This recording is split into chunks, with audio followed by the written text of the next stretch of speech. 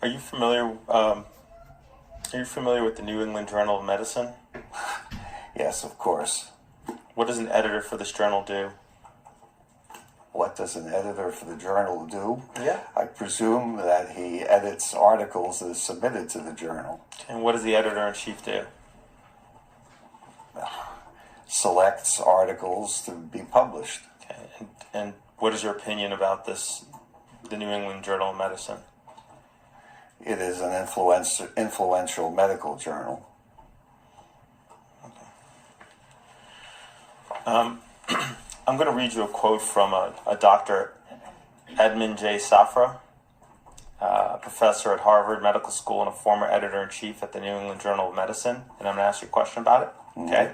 Yes. So the quote says, conflicts of interest and biases exist in virtually every field of medicine, particularly those that rely heavily on drugs or devices. It is no longer possible to believe much of the clinical research that is published or to rely on the judgment of trusted physicians or authoritative medical guidelines. I take no pleasure in this conclusion, which I reach slowly and reluctantly over my 2 decades as the editor of the New England Journal of Medicine. Are you familiar with that quote? No. Okay.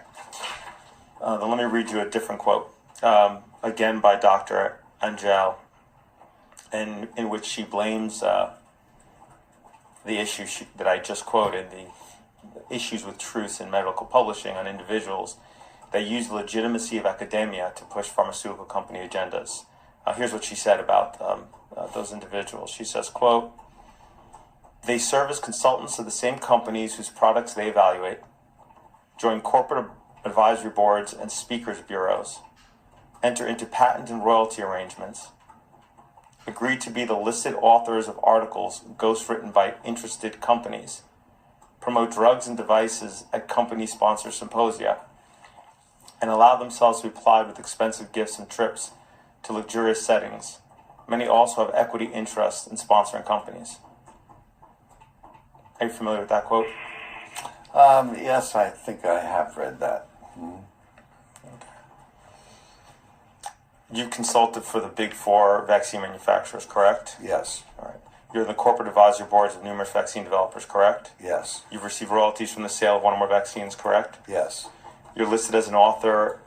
So sorry. I missed the next question. Have you received royalties from the sale of one or more vaccines, correct? Yes. And you said yes. You are listed as an author on at least one or more papers where individuals authoring the papers receive compensation from vaccine makers, correct? Would you repeat that question? Sure. Have any of your co-authors on the papers that you've published received compensation from pharmaceutical companies? Presumably, yes. Yeah. And you've taken numerous trips over the last 30 years to various parts of the world. Yes. Okay. I'm going to read you a list of acronyms, and for the record,